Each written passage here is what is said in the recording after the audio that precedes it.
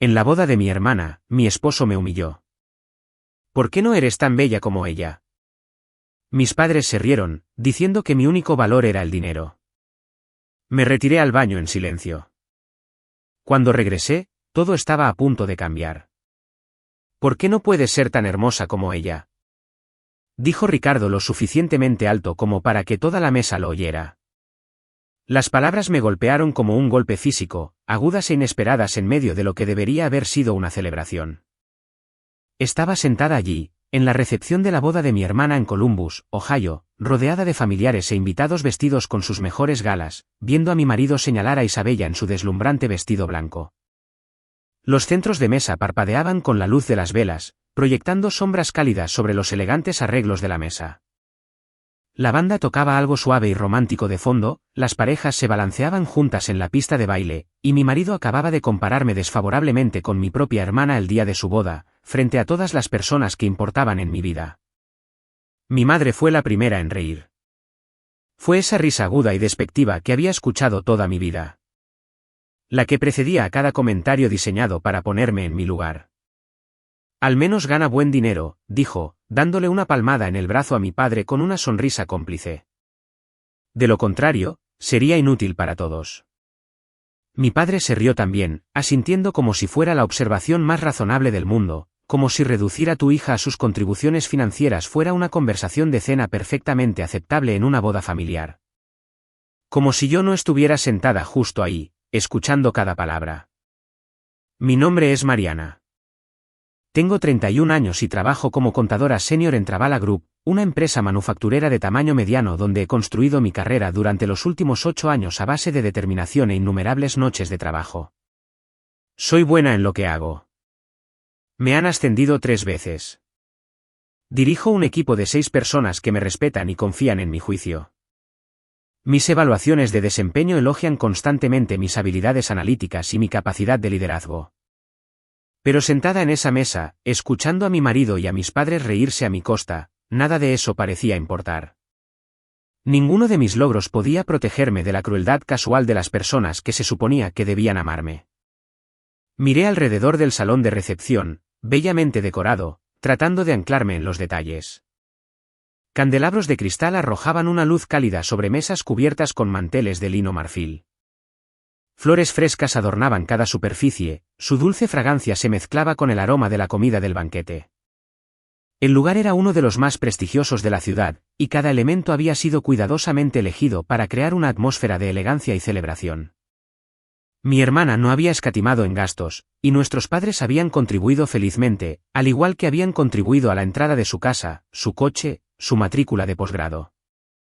Isabella siempre había sido la hija dorada, la hermosa, la que merecía la inversión porque obviamente daría frutos. Yo era simplemente la práctica, el plan B. Me había pagado la universidad yo misma, trabajando en 2 empleos mientras llevaba una carga completa de cursos. Había juntado cada centavo para el depósito de mi apartamento.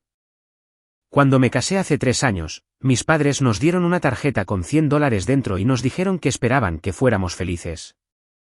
Esa fue toda su inversión en mi futuro.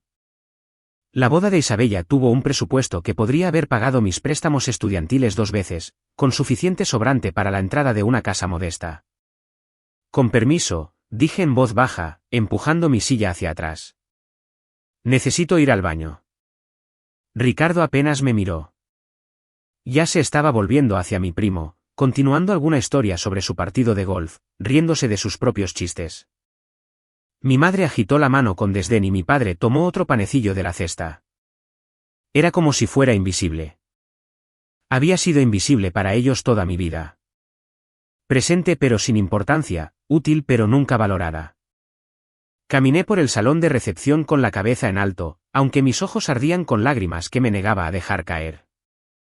Sonreí a los invitados con los que me cruzaba, asentí a parientes lejanos, mantuve la fachada que había perfeccionado durante 31 años de ser la hija mediocre, la esposa adecuada, la mula de carga confiable con la que se podía contar para aparecer, contribuir y nunca quejarse. La máscara ya era una segunda naturaleza, pero esta noche se sentía más pesada que de costumbre. El baño estaba, afortunadamente, vacío. Me encerré en un cubículo y presioné mis manos contra la fría puerta de metal, tratando de calmar mi respiración. Entonces llegaron las lágrimas, silenciosas y calientes, corriendo por mis mejillas y probablemente arruinando el maquillaje que había tardado 1 hora en aplicar esa mañana. Había querido lucir lo mejor posible para la boda. Había querido, tontamente, sentirme hermosa por una vez. Pensé en todas las veces que había tragado insultos como este. Todas las veces que Ricardo había hecho comentarios sobre mi peso, mi pelo, mi ropa, siempre enmarcados como sugerencias útiles para mejorar. Todas las veces que mis padres habían elogiado los logros de Isabella mientras apenas reconocían los míos. Todas las veces que había sonreído, asentido y me había dicho a mí misma que no importaba, que era lo suficientemente fuerte como para superarlo, que sus opiniones no me definían. Pero algo se sentía diferente esta noche. Tal vez fue la combinación de la crueldad de Ricardo y la risa de mis padres, sus voces armonizando en burla de todo lo que yo era. Tal vez fue ver a Isabella tan radiante y feliz mientras yo estaba sentada allí, siendo humillada en su celebración. Tal vez fue simplemente que había alcanzado algún límite invisible, un umbral que no sabía que existía hasta que lo crucé. Salí del cubículo y me paré frente al espejo, mirando mi reflejo bajo las duras luces fluorescentes. Mi rímel se había corrido ligeramente bajo mis ojos. Mi cabello cuidadosamente peinado todavía estaba intacto. Pero más allá de esos detalles superficiales, vi algo que no había notado antes, algo que había estado allí todo el tiempo. Vi a una mujer que había pasado toda su vida intentando ganarse el amor de personas que nunca se lo darían libremente. Una mujer que se había casado con un hombre que la veía como un trampolín en lugar de una compañera. Una mujer que había sido medida, comparada y encontrada deficiente a cada paso. Y vi a una mujer que finalmente estaba cansada de aceptarlo. Crecer en mi familia significaba entender tu lugar en la jerarquía desde temprano. Isabella nació hermosa, con rasgos delicados y un encanto natural que hacía que la gente gravitara hacia ella sin esfuerzo. Tenía la elegante estructura ósea de nuestra madre y los ojos brillantes de nuestro padre. Yo nací práctica, con la mandíbula cuadrada de mi padre y la tendencia de mi madre a ganar peso. Para cuando tuve la edad suficiente para entender estas cosas, los roles ya habían sido asignados. Isabella era la princesa. Yo era la mula de carga. Isabella tomó clases de baile, de piano, de canto. Compitió en concursos de belleza y ganó trofeos que todavía adornaban la repisa de la chimenea de nuestros padres en la sala de estar, acumulando polvo, pero nunca retirados. Yo me uní al equipo de matemáticas y al club de debate porque esas actividades eran gratuitas y nadie necesitaba llevarme a las prácticas o comprarme disfraces.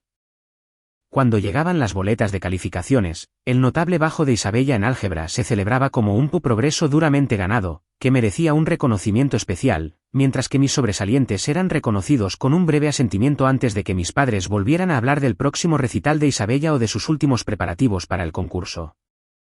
No creo que mis padres fueran deliberadamente crueles, al menos no al principio. Simplemente tenían una capacidad limitada de atención, e Isabella absorbía la mayor parte de ella en virtud de ser el tipo de hija que habían imaginado tener. Ella era la que se casaría bien, les daría nietos hermosos y organizaría elegantes cenas.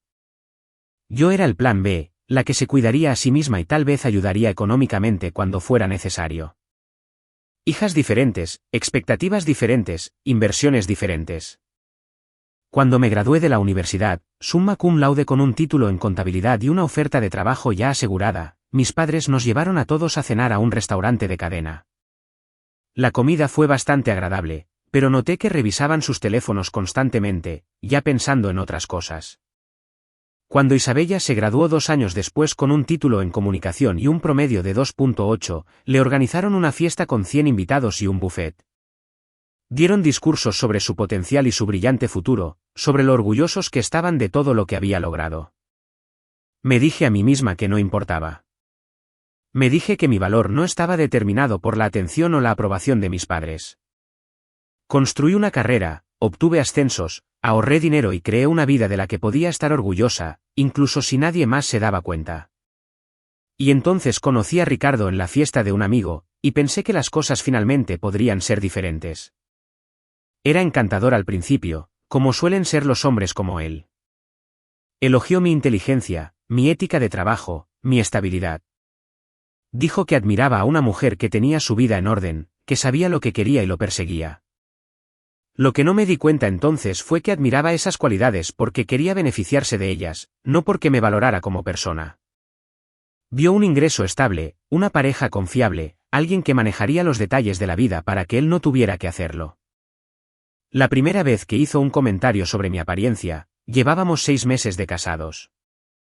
Había ganado unos kilos durante las vacaciones, disfrutando de nuestro primer invierno como pareja casada, y él sugirió que quizás debería pensar en unirme a un gimnasio.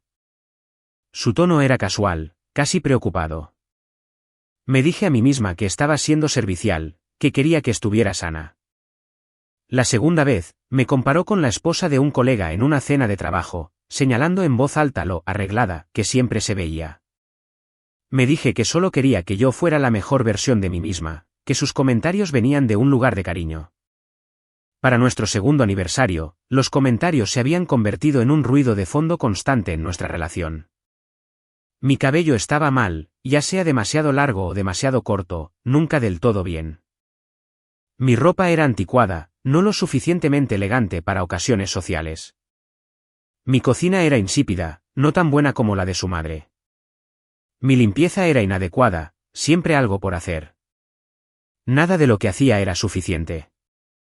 Y de alguna manera me había convencido de que si me esforzaba más, trabajaba más, me mejoraba en todas las formas que él sugería, finalmente me ganaría su aprobación. Me di cuenta, de pie en ese baño en la boda de mi hermana, que había pasado toda mi vida tratando de ganarme la aprobación de personas que nunca la darían. Mis padres siempre me verían como la hija mediocre, la práctica que existía para hacerles la vida más fácil. Ricardo siempre encontraría algo que criticar, un nuevo defecto que señalar. Ninguna cantidad de logros, esfuerzo o superación personal sería suficiente porque el problema no era yo. El problema era que me había rodeado de personas que necesitaban a alguien a quien menospreciar, y yo me había ofrecido voluntaria para el papel. Me lavé la cara con cuidado, me reapliqué el maquillaje con manos firmes que desmentían la agitación en mi interior, y me miré en el espejo. La mujer que me devolvía la mirada no era la hija inadecuada o la esposa decepcionante. Era alguien que había construido una carrera exitosa a pesar de no tener apoyo. Alguien que se había ganado todo lo que tenía a través del trabajo duro y la determinación. Alguien que merecía algo mejor que esto. Pensé en Ricardo, en la forma en que me hablaba, la forma en que me miraba con un desprecio apenas disimulado cuando no alcanzaba sus siempre cambiantes estándares. Pensé en mis padres, en toda una vida de crueldad casual disfrazada de observación práctica. Pensé en Isabella, que había absorbido todo el amor y la atención sin reconocer ni una sola vez que yo también podría necesitar algo. Y pensé en lo que pasaría si dejara de aceptarlo. Si dejara de sonreír a través de los insultos y de fingir que todo estaba bien. Si finalmente me defendiera en lugar de esperar que alguien más lo hiciera por mí. El pensamiento era aterrador y estimulante al mismo tiempo, como estar al borde de un acantilado con aguas desconocidas debajo. Pero ya me estaba ahogando en la vida que había construido. ¿Qué tenía que perder saltando? Cuando regresé a la recepción, lo primero que noté fue que nadie se había percatado de mi ausencia.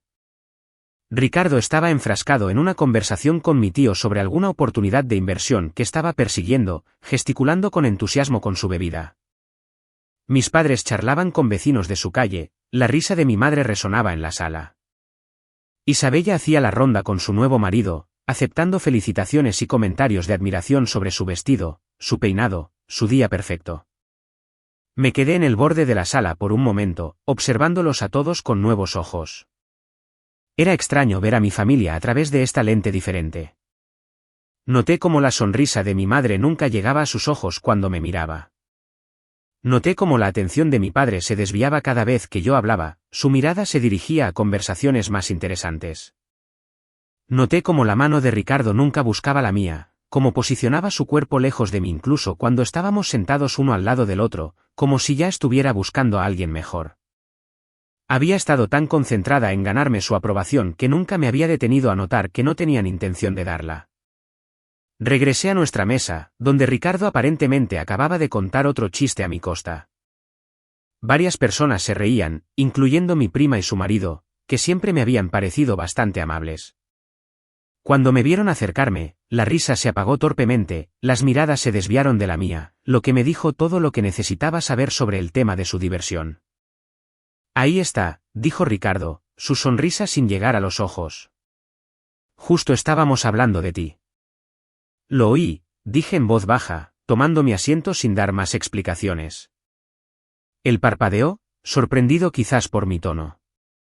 Normalmente no era tan directa. Normalmente sonreía y fingía no haberme dado cuenta, hacía algún comentario autocrítico para aliviar la tensión y darle permiso para continuar. Pero esta noche, simplemente lo miré y dejé que el silencio se extendiera entre nosotros como un desafío. Oh, relájate, dijo finalmente, apartándose con un molesto movimiento de cabeza. Solo era una broma. Fue en ese momento que sentí los ojos de alguien sobre mí. Levanté la vista y vi a un hombre en la mesa de al lado observándome con una expresión que no pude descifrar. Era mayor, quizás de unos 50 y tantos años, con cabello plateado y ojos amables que parecían captar toda la escena con una tranquila comprensión. Lo reconocí vagamente como uno de los nuevos suegros de Isabella, aunque no sabía su nombre ni su relación exacta con su marido. Me hizo un pequeño gesto con la cabeza, casi imperceptible para cualquiera que no estuviera mirando. Había algo en ese gesto, un reconocimiento de lo que acababa de pasar.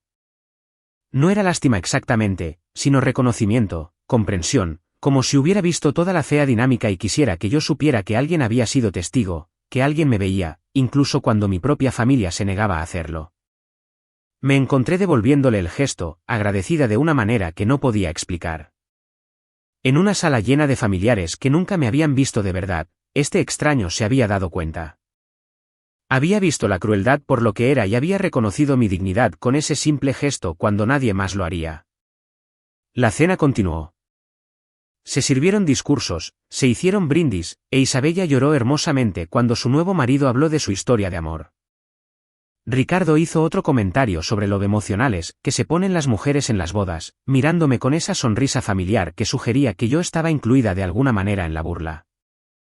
«¿Sabes?», dijo mi madre, inclinándose sobre la mesa hacia Ricardo, «Isabella realmente se ve hermosa esta noche». «¿No crees?». «Está radiante. Nunca la he visto más feliz». «Realmente lo está», asintió Ricardo, sus ojos siguiendo a mi hermana por la sala con una apreciación que me revolvió el estómago. «Algunas mujeres simplemente tienen esa belleza natural, ¿sabes? Otras tienen que esforzarse más». Mi madre se rió, y el sonido fue como uñas en una pizarra. «Bueno, al menos Mariana tiene su carrera». «Eso es algo».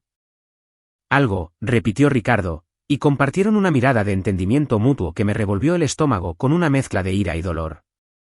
Me senté muy quieta, sintiendo que algo frío se instalaba en mi pecho.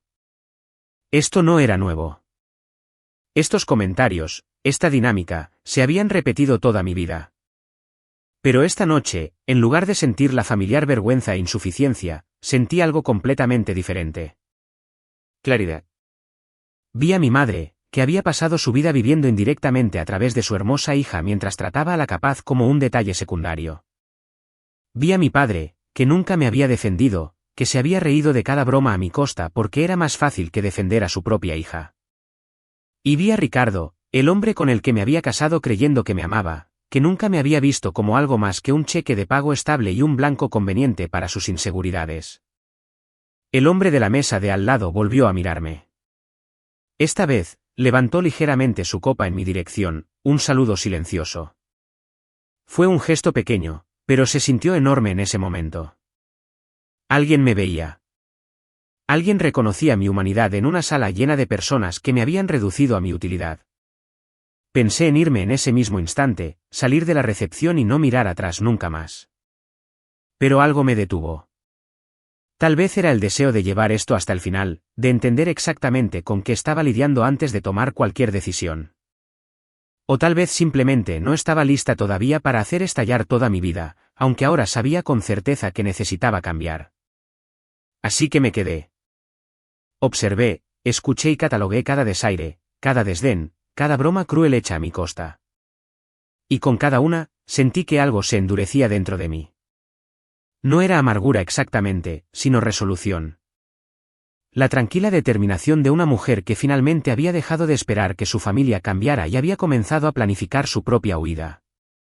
Al final de la noche, sabía exactamente quiénes eran estas personas. Y sabía con absoluta certeza que no podía seguir viviendo de esta manera.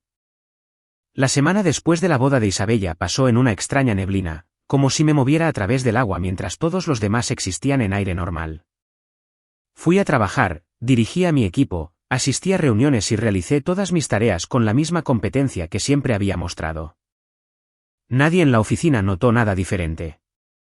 Pero algo fundamental había cambiado dentro de mí, y sentía que estaba viendo mi vida desde fuera de mi cuerpo, observando los patrones y dinámicas que nunca antes había cuestionado. Ricardo no notó nada. Volvía a casa de su trabajo de ventas cada noche sobre las 6:30, se quejaba de las expectativas poco razonables de su gerente, preguntaba qué había para cenar y se retiraba a su teléfono o a la televisión sin esperar mi respuesta. No me preguntó cómo estaba. No notó que había estado más callada de lo habitual, que mis respuestas se habían vuelto más cortas, que ya no me apresuraba a llenar el silencio entre nosotros con conversaciones forzadas. Simplemente esperaba que yo funcionara como siempre lo había hecho, como un electrodoméstico bien mantenido que no requería más atención que la operación básica. El jueves por la noche, mi madre llamó. Me quedé mirando su nombre en la pantalla de mi teléfono por un largo momento antes de responder, sintiendo que mi estómago se contraía con la familiar ansiedad.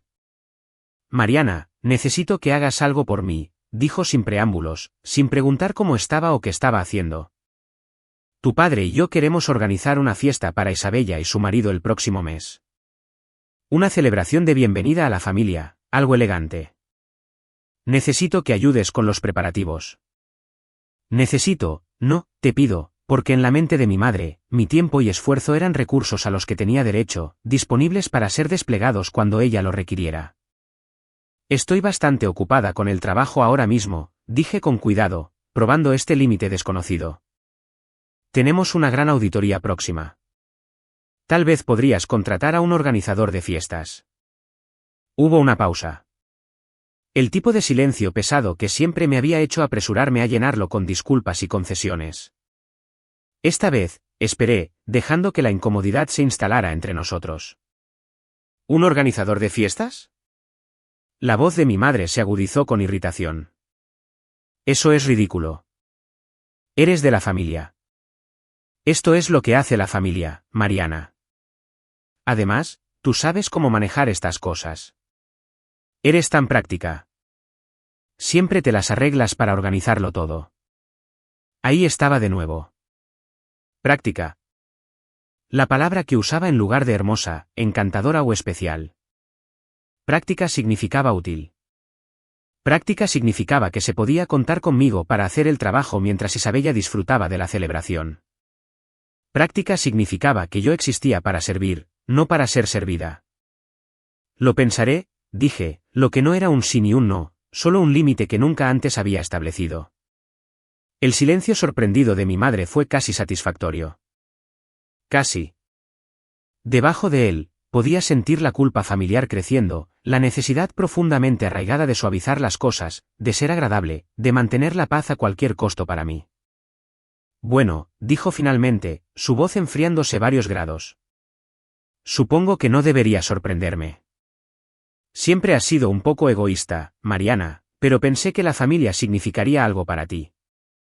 Pensé que después de todo lo que hemos hecho por ti, querrías ayudar. Colgué sin responder, mi corazón latiendo contra mis costillas. Mis manos temblaban, pero no estaba segura si era de ira o de adrenalina. Nunca había hecho eso antes. Nunca había terminado una conversación con mi madre sin asegurarme de que todo estuviera bien, de que ella estuviera apaciguada, de que yo hubiera cumplido cualquier papel que ella necesitara que yo desempeñara. Ricardo entró en la cocina entonces, con las cejas arqueadas con leve curiosidad. ¿Era tu madre?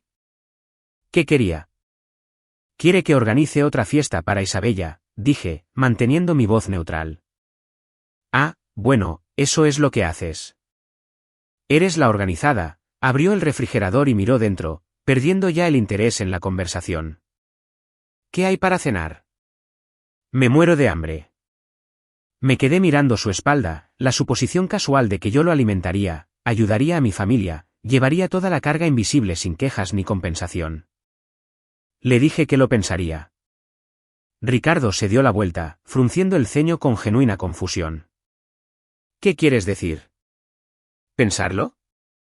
Simplemente hazlo. No es como si tuvieras otra cosa que hacer. Tengo trabajo. Dirijo un departamento con 6 personas a mi cargo.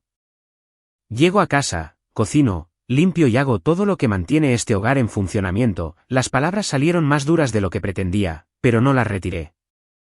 ¿Qué crees que hago todo el día? La expresión de Ricardo pasó de la sorpresa a algo más frío, más defensivo. Oh, aquí vamos. ¿Qué es esto? ¿Algún rollo feminista? Sabías a lo que te apuntabas cuando nos casamos. Así es como funcionan las parejas. ¿Lo sabía? Me oí preguntar.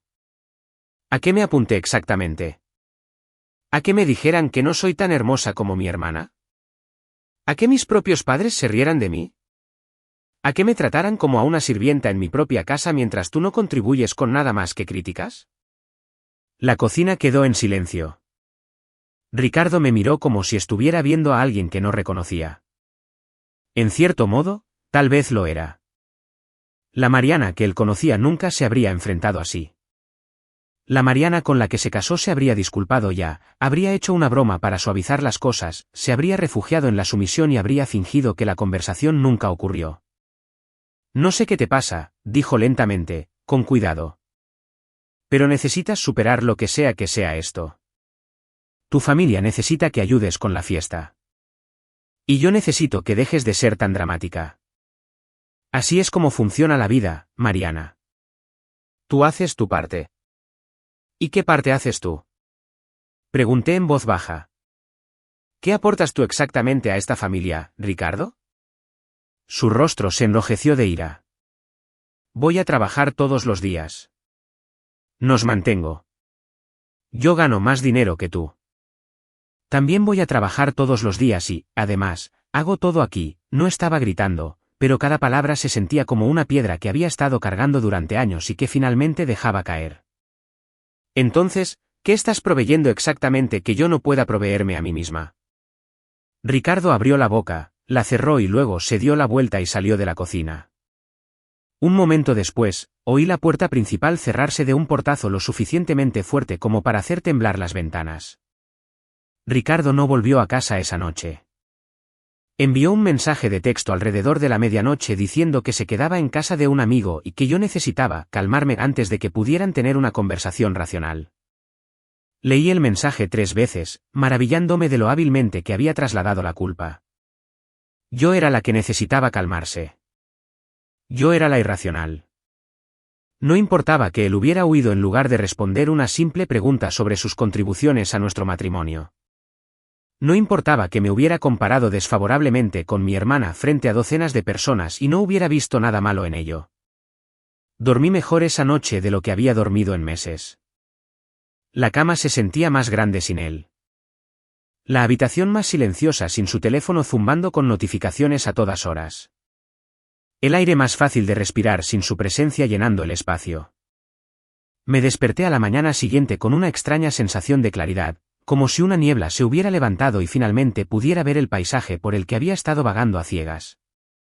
En el trabajo, me encontré confiando en mi colega, Victoria, que se había convertido en una amiga a lo largo de nuestros años trabajando juntas en oficinas adyacentes.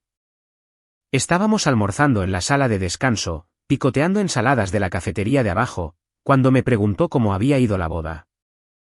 Fue hermosa, dije automáticamente, la respuesta refleja que le había dado a todo el que preguntaba. Luego me detuve, con el tenedor a medio camino de la boca. En realidad, eso no es verdad. Fue terrible. Mi marido pasó toda la noche comparándome desfavorablemente con mi hermana, y mis padres se rieron como si fuera el chiste más gracioso que hubieran oído nunca. Victoria dejó su tenedor, su expresión cambiando de interés educado a genuina preocupación. ¿Hizo qué? Le conté todo. El comentario sobre la belleza de Isabella y mi insuficiencia. La observación de mi madre sobre mi inutilidad. Los años de pequeñas crueldades que había absorbido, minimizado y justificado. La pelea de anoche y la dramática salida de Ricardo. Victoria escuchó sin interrumpir, su expresión cambiando de sorpresa a preocupación y luego a algo que parecía una justa ira. Mariana, dijo cuando terminé, su voz tranquila pero firme. Te conozco desde hace 5 años. Eres una de las personas más inteligentes y competentes con las que he trabajado. Le das 1000 vueltas a la mitad de la gente de esta empresa. ¿Cómo has estado aguantando esto? No lo sé, admití, sintiendo que la verdad de ello se asentaba en mi pecho. Creo que me convencí de que era normal, que cada familia tiene sus peculiaridades, que cada matrimonio tiene sus baches. Pero al escucharlo así, al oír tu reacción. Negué con la cabeza lentamente. No es normal, ¿verdad? No, dijo Victoria con firmeza. No es normal. Es abuso emocional, Mariana. De todos ellos. La palabra me golpeó como un golpe físico. ¿Abuso? Nunca lo había pensado de esa manera. Nunca me había permitido nombrarlo tan claramente. El abuso era visible, dramático, innegable. Lo que yo había experimentado era sutil, insidioso, disfrazado de dinámicas familiares y fricción matrimonial. Pero al oír a Victoria nombrarlo, me di cuenta de que tenía razón. La crítica constante, las comparaciones, la reducción de mi valor a mi utilidad. Eso era abuso. Simplemente había estado tan normalizado que no podía verlo por lo que era. Esa noche, Ricardo llegó a casa con flores. No porque lo sintiera, sospechaba, sino porque pensaba que las flores restablecerían las cosas a la normalidad, nos devolverían a la cómoda disfunción que habíamos mantenido durante 3 años. Me las entregó con una sonrisa forzada y esperó mi respuesta agradecida. Gracias, dije, tomándolas. Tenemos que hablar. Su sonrisa vaciló de inmediato. Esperaba que pudiéramos simplemente olvidar lo de anoche. Tú estabas cansada, yo estaba estresado. Se dijeron cosas. Pasa en todos los matrimonios. Se han dicho cosas durante 3 años, Ricardo. En la boda, le dijiste a una mesa llena de gente que no era tan hermosa como mi hermana. Mis padres estuvieron de acuerdo y añadieron que al menos yo ganaba dinero. ¿Tienes idea de cómo me sentí? ¿Tienes idea de cuántas veces he tragado comentarios como ese? Él se movió incómodo, mirando a cualquier parte menos a mí. Solo era una broma. Tu familia bromea así todo el tiempo. Solo estaba siguiendo la corriente. A mi costa. Siempre a mi costa. Y tú te unes porque es más fácil que defenderme, porque estás de acuerdo con ellos. Estás siendo demasiado sensible, su voz tenía ese tono ahora. El que normalmente me hacía retroceder y disculparme. Esto es lo que hacen las familias. Se toman el pelo. Si no puedes soportarlo, ese es tu problema, no el mío. Quizás es mi problema, asentí en voz baja, sorprendiéndonos a ambos. Y quizás la solución es dejar de pasar tiempo con gente que piensa que la crueldad es graciosa. Ricardo me miró fijamente, la confusión y la irritación luchando en su rostro. ¿Qué se supone que significa eso? Significa que no voy a organizar la fiesta de Isabella. Significa que voy a empezar a pensar seriamente en cómo quiero que sea mi vida. Y significa que tú necesitas decidir si quieres ser parte de esa vida como un compañero que me trata con respeto, o si quieres seguir tratándome como una combinación de sirvienta, chef y saco de boxeo. Su rostro pasó de rojo a blanco. Estás siendo ridícula. Después de todo lo que he hecho por ti. ¿Qué has hecho por mí, Ricardo? Mantuve la voz tranquila, aunque mi corazón latía tan fuerte que podía sentirlo en la garganta. Nombra una cosa, un sacrificio que hayas hecho. Una vez que hayas puesto mis necesidades antes que las tuyas. El silencio se extendió entre nosotros como un abismo. Observé su rostro mientras buscaba una respuesta y se quedaba en blanco. La comprensión de que no podía pensar en un solo ejemplo fue condenatoria, y ambos lo sabíamos. Creo que necesitas tiempo para pensar en lo que realmente quieres, dijo finalmente, su voz fría y distante. Porque ahora mismo no estás actuando como la mujer con la que me casé. Tal vez la mujer con la que te casaste tenía demasiado miedo de mostrarte quién era realmente, respondí con firmeza. Tal vez finalmente está cansada de fingir. Las 2 semanas siguientes fueron una guerra silenciosa. Ricardo y yo nos movíamos por nuestra casa como extraños, educados y distantes. Dejó de hacer comentarios sobre mi apariencia, pero solo porque había dejado de hablarme de cualquier cosa sustancial. Parecía estar esperando que me derrumbara, que me disculpara y volviera a la normalidad, que reanudara mi papel de esposa sumisa que aceptaba cualquier trato que él decidiera darle. Yo había terminado de ser normal. Mi madre llamó 2 veces más sobre la fiesta. La primera vez, dejé que fuera al buzón de voz y escuché su mensaje cada vez más irritado sobre la responsabilidad y el deber familiar. La segunda vez, llamó Isabella, aparentemente reclutada como refuerzo. Mariana, ¿qué está pasando?, exigió mi hermana sin saludar. Mamá dice que te niegas a ayudar con la fiesta de bienvenida. Está muy disgustada, lloró esta mañana. Estoy ocupada con el trabajo, dije, manteniendo la voz uniforme. Podrían contratar a un organizador de fiestas. Hay algunos excelentes en la ciudad. Ese no es el punto. El punto es que eres familia. Se supone que quieres ayudar. Se supone que te importan estas cosas. La voz de Isabella tenía esa cualidad herida que manejaba tan eficazmente. El tono que siempre había hecho que nuestros padres corrieran a consolarla. Siempre pensé que éramos cercanas, Mariana. No entiendo por qué te estás portando así de repente. Algo en mí se rompió. La contención que había estado manteniendo finalmente cedió. ¿Quieres saber por qué, Isabella? Porque en tu boda, mi marido les dijo a todos que yo no era tan hermosa como tú. Y nuestros padres se rieron y dijeron, al menos gana buen dinero. Y tú estabas justo ahí, a 2 metros de nosotros. Lo oíste, y no dijiste ni una palabra. Simplemente seguiste sonriendo y aceptando cumplidos como si nada hubiera pasado. Hubo una pausa más larga de lo cómodo. No recuerdo eso, dijo Isabella finalmente, su voz más baja ahora. Estabas justo ahí. Estaba ocupada, Mariana. Era el día de mi boda. No estaba prestando atención a todo lo que todos decían en cada mesa. Había 200 personas allí, su voz había cambiado ahora, defensiva y un poco enojada. Además, ya sabes cómo es Ricardo. Probablemente solo estaba bromeando. Bromea así todo el tiempo. No fue gracioso. Fue humillante. Y no es la primera vez, Isabella. Ha estado sucediendo toda mi vida. En cada cena familiar, cada festividad, cada evento. Siempre soy el chiste, la práctica. La que hace el trabajo mientras tú recibes los elogios, la atención y el dinero. Eso no es justo, protestó Isabella. Yo no pedí nada de eso. No pediste que te trataran de manera diferente, pero tampoco lo detuviste nunca. Nunca me defendiste. Simplemente absorbiste toda la atención y el amor y asumiste que era tu derecho porque eras la bonita. Tomé aire, tratando de calmarme.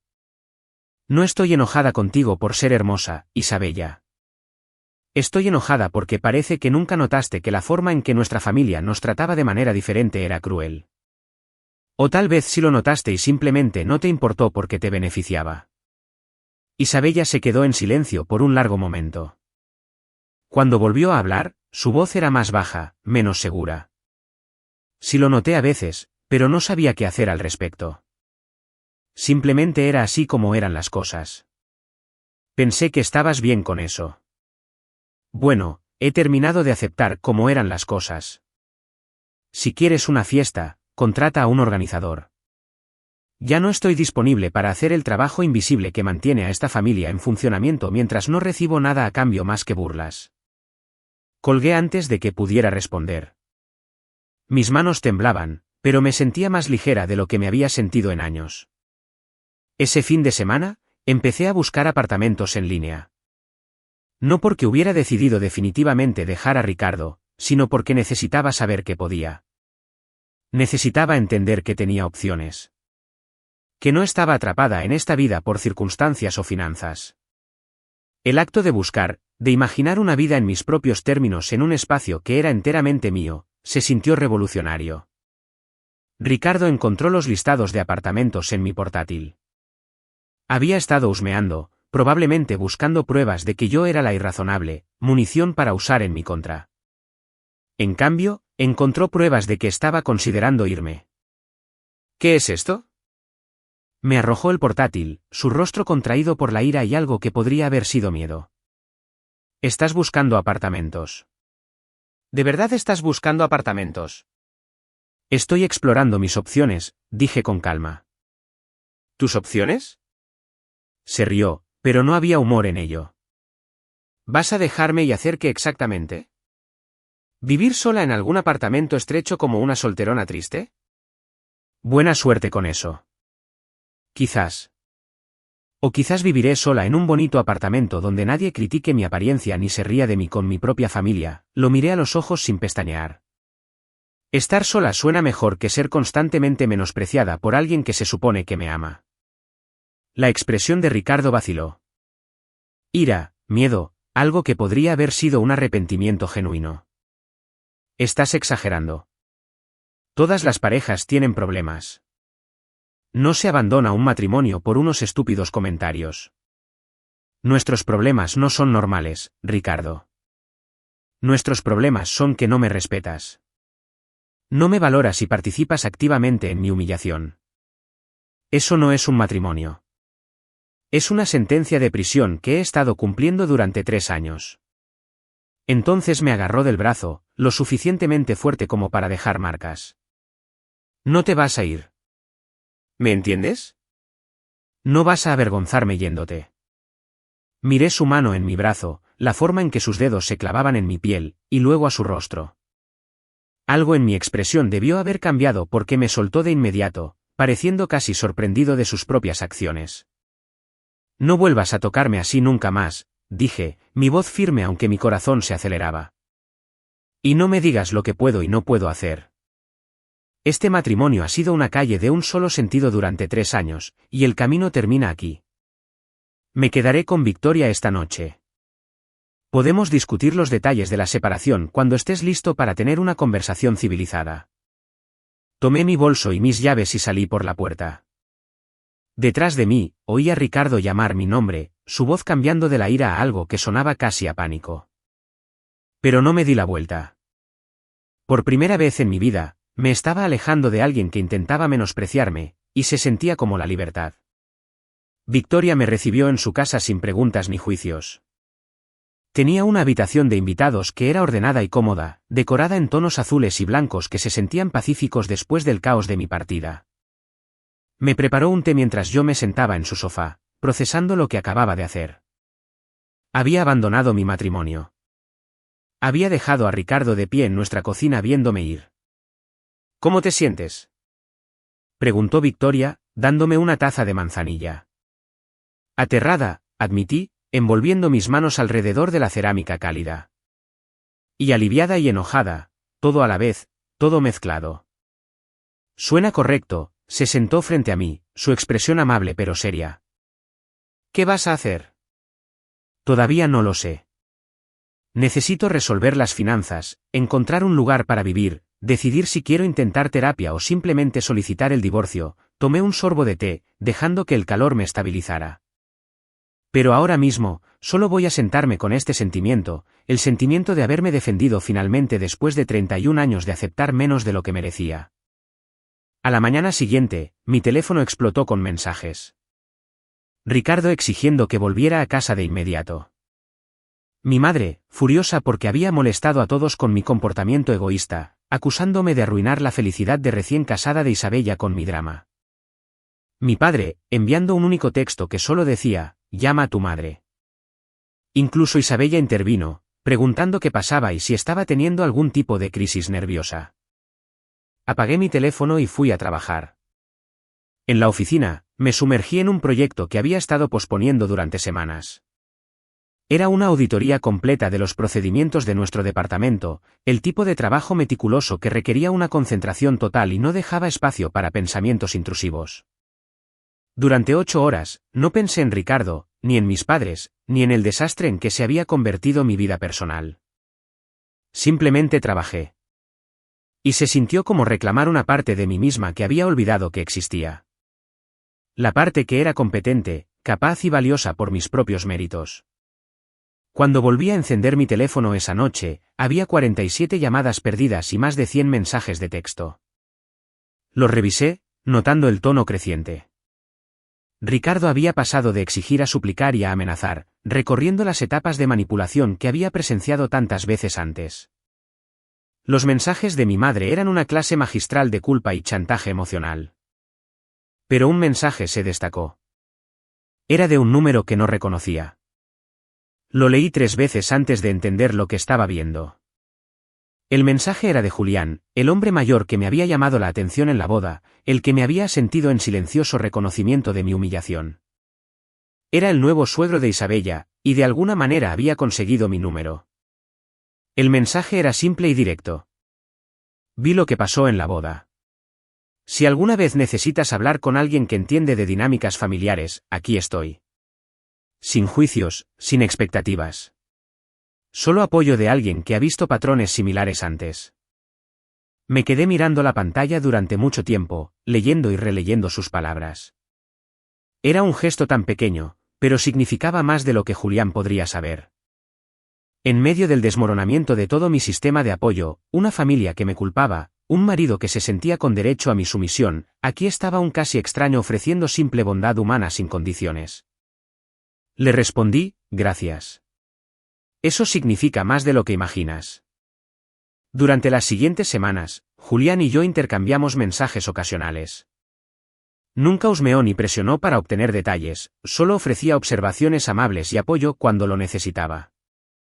Supe que era un terapeuta familiar jubilado que había pasado su carrera ayudando a la gente a desenredarse de sistemas familiares tóxicos. Entendía por lo que estaba pasando de una manera que pocos podían, no porque él mismo lo hubiera vivido, sino porque había sido testigo de sus efectos en innumerables otros. La parte más difícil, escribió una noche, es aceptar que las personas que se suponía que debían protegerte eligieron no hacerlo. No es un reflejo de tu valor. Es un reflejo de sus limitaciones. Esas palabras desbloquearon algo en mí. Había pasado toda mi vida asumiendo que yo era el problema.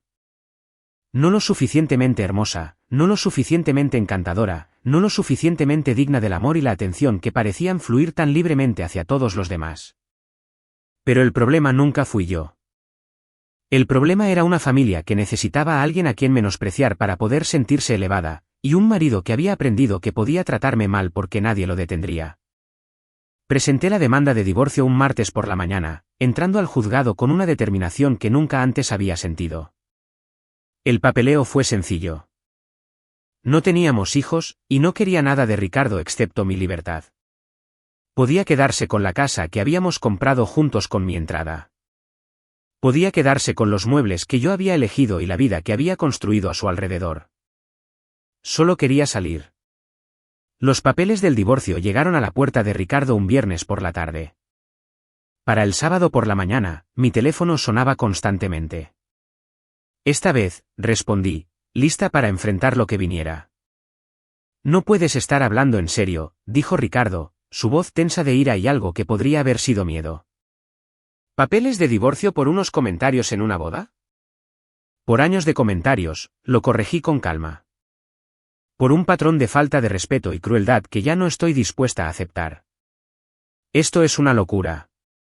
Estás tirando nuestro matrimonio a la basura porque eres demasiado sensible para aguantar una broma. Todos en esa boda pensaron que era gracioso. Fuiste la única que se molestó. Estoy tirando a la basura un matrimonio en el que yo era la única que invertía. No soy demasiado sensible, Ricardo. Tú eres demasiado cruel. Hay una diferencia, y me tomó 3 años verla. Él balbuceó, buscando una respuesta. Tu familia está de acuerdo conmigo. Tu madre llamó ayer, dijo que siempre has sido difícil. Dijo que nunca agradeciste nada de lo que hicieron por ti. Mi familia, dije en voz baja, es parte del problema. Ellos te enseñaron que era aceptable tratarme de esta manera. Pero ya no voy a jugar según sus reglas. La conversación no fue a ninguna parte, como esperaba.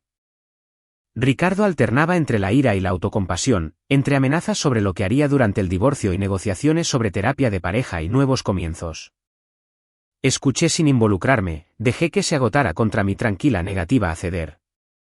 Cuando finalmente colgó, no sentí más que alivio. La llamada de mi madre llegó después, exactamente como estaba previsto. Mariana, ¿qué has hecho? Su voz era aguda con acusación, el mismo tono que había usado toda mi vida cuando no cumplía sus expectativas. Ricardo está devastado. Nos llamó esta mañana, llorando. ¿Cómo pudiste ser tan desalmada? ¿Te dijo por qué solicité el divorcio? ¿Te contó sobre los años de críticas? ¿La humillación pública en la boda de Isabella? ¿La forma en que me agarró del brazo lo suficientemente fuerte como para dejarme moretones? Una pausa más larga de lo cómodo. Dijo que estabas siendo dramática, que sacaste las cosas de contexto. Claro que lo hizo, me reí, sorprendiéndome a mí misma con el sonido. Y tú le creíste, así como siempre has creído lo peor de mí y lo mejor de todos los demás. Eso no es justo. Es completamente justo. En la boda de Isabella, mi marido dijo en voz alta que yo no era tan hermosa como mi hermana. Tú y papá se rieron y dijeron, al menos gana buen dinero. ¿Recuerdas eso? ¿Recuerdas cómo todos en la mesa se rieron mientras yo estaba sentada allí, siendo humillada? Silencio. Luego. Eso solo eran bromas. No queríamos decir nada con eso. Me han estado bromeando toda mi vida, mamá. Cada comentario sobre la belleza de Isabella y mi practicidad. Cada comparación que me hacía sentir inferior. Cada vez que invertían en su futuro e ignoraban el mío. No eran bromas. Era crueldad. Y lo acepté porque pensaba que eso era lo que significaba la familia. Estás exagerando. No, finalmente estoy reaccionando apropiadamente. He terminado de ser la mula de carga de la familia que no recibe nada a cambio más que burlas. He terminado de estar casada con un hombre que me trata de la manera que ustedes le enseñaron a tratarme. Y he terminado de fingir que todo esto es aceptable. Si haces esto, dijo mi madre fríamente, no tendrás familia. No apoyaremos este divorcio. Estarás completamente sola. He estado sola toda mi vida, dije. La única diferencia ahora es que lo estoy eligiendo. Colgué y apagué mi teléfono. Luego me senté en la habitación de invitados de Victoria y lloré. No de tristeza, sino de la abrumadora liberación de finalmente decir la verdad a personas que nunca habían querido escucharla. El divorcio finalizó 3 meses después. Ricardo no impugnó nada al final. Quizás porque sabía que no tenía caso, o quizás porque ya había encontrado a alguien más a quien controlar. Firmé mi nombre en los documentos finales y salí del juzgado a la brillante luz del sol de la tarde, sintiéndome más ligera de lo que me había sentido en años. Había perdido un marido que nunca me valoró y una familia que nunca me protegió. Pero había ganado algo mucho más precioso, a mí misma. 6 meses después de mi divorcio, me ascendieron a directora de finanzas en Travala Group. El anuncio se hizo en una reunión de la empresa y mi equipo me dio una ovación de pie. Por primera vez en mi vida, acepté el reconocimiento sin sentir que necesitaba minimizarlo, o disculparme por ocupar espacio, o preocuparme por quién podría estar celoso. Me había mudado a mi propio apartamento, un espacio pequeño pero hermoso con grandes ventanas que dejaban entrar la luz de la mañana. Lo decoré exactamente como quería, sin nadie que criticara mis elecciones o me hiciera sentir que mi gusto era inadecuado. Cocinaba las comidas que disfrutaba, mantenía los horarios que me convenían y construí una vida que era enteramente mía. Julián y yo nos reuníamos para tomar café de vez en cuando. Se había convertido en una especie de mentor, ayudándome a entender las dinámicas familiares de las que había escapado y a procesar el duelo de dejar ir relaciones que tanto había intentado mantener. Nunca pidió nada a cambio, solo ofreció sabiduría y amabilidad. ¿Cómo van las cosas con tu familia?, preguntó durante una de nuestras conversaciones. Tranquilas, dije. Mi madre dejó de llamar después de que me negué a disculparme. Mi padre no se ha puesto en contacto en absoluto. Isabella envía mensajes de texto ocasionales, pero no hemos hablado realmente. ¿Te molesta eso?, consideré la pregunta cuidadosamente. A veces lamento la familia que quería, las relaciones que tanto intenté construir. Pero no extraño la realidad de esas relaciones, la crítica constante, la sensación de nunca ser suficiente. Estoy mejor sin eso en mi vida. Julián asintió. Esa es una sabiduría duramente ganada. Un año después de la boda de Isabella, me enteré por rumores de que Ricardo se había comprometido de nuevo. Su nueva prometida tenía 23 años, recién salida de la universidad, ansiosa por complacer.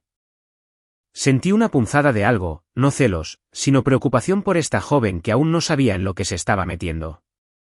Pero esa ya no era mi carga. También me enteré de que mis padres le habían estado diciendo a la gente que yo había abandonado a mi familia por nada, que era una ingrata y egoísta, que le habían roto el corazón al pobre Ricardo con mi frialdad. La narrativa no me sorprendió. Necesitaban ser las víctimas.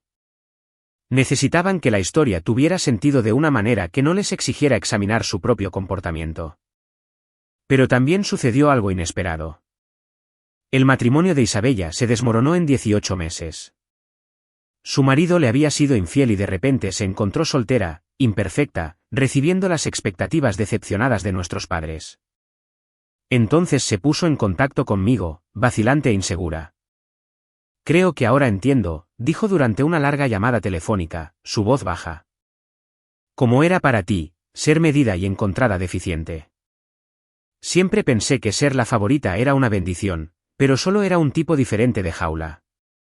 Solo me querían por lo que representaba, no por quién era. Lo sé, dije. Me tomó mucho tiempo ver que su amor venía con condiciones que ninguna de nosotras podría cumplir realmente. Isabella y yo no somos cercanas ahora, pero somos honestas la una con la otra.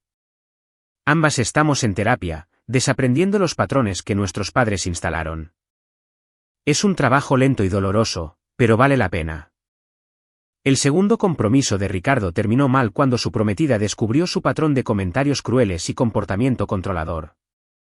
Lo dejó después de encontrar mensajes en los que la comparaba desfavorablemente con otras mujeres, el mismo patrón al que me había sometido durante años. Lo último que supe es que vivía solo en la casa que una vez compartimos, quejándose a quien quisiera escuchar de cómo las mujeres de hoy en día no aguantan una broma. Mis padres, enfrentados a dos hijas que ya no desempeñaban sus roles asignados, se han vuelto cada vez más aislados. Los vecinos a los que solían presumir han notado la ausencia de reuniones familiares, la falta de nietos, el silencio que ha reemplazado a la disfunción. La salud de mi madre ha empeorado y los ahorros de jubilación de mi padre han disminuido por malas inversiones. Se han puesto en contacto algunas veces, siempre con exigencias disfrazadas de intentos de reconciliación. No he respondido. Crearon una familia donde la crueldad era aceptable y el amor era condicional. Y ahora deben vivir en el vacío que queda. No les deseo ningún mal. Pero tampoco les debo mi perdón ni mi presencia. Tuvieron décadas para tratarme con una dignidad básica y eligieron no hacerlo. Las consecuencias de esa elección son suyas. A veces pienso en esa noche en la boda de Isabella, en estar sentada en esa mesa mientras mi marido y mis padres se reían a mi costa. Pienso en caminar hacia el baño y pararme frente al espejo, viéndome a mí misma claramente por primera vez. Esa fue la noche en que todo cambió. No porque dejara de ser humillada, había sido humillada innumerables veces antes, sino porque finalmente decidí que merecía algo mejor. Resulta que la mejor venganza no es una confrontación dramática o una exposición pública. Es simplemente construir una vida en la que las personas que te hirieron ya no tengan acceso a tu alegría. Es convertirte en la persona que siempre fuiste capaz de ser, sin el peso de su desaprobación frenándote. Ahora tengo 33 años. Tengo una carrera que amo, amigos que me valoran y un hogar pacífico donde nadie me dice que no soy suficiente. Todavía llevo cicatrices de los años de crueldad casual. Pero esas cicatrices están sanando. Y cuando me miro en el espejo ahora, no veo a la hija inadecuada o a la esposa decepcionante. Veo a una mujer que finalmente aprendió a protegerse, que eligió su propia paz por encima de la aprobación de ellos, que descubrió que la venganza más poderosa es, simplemente, vivir bien. Y eso vale más que cualquier venganza que hubiera podido imaginar.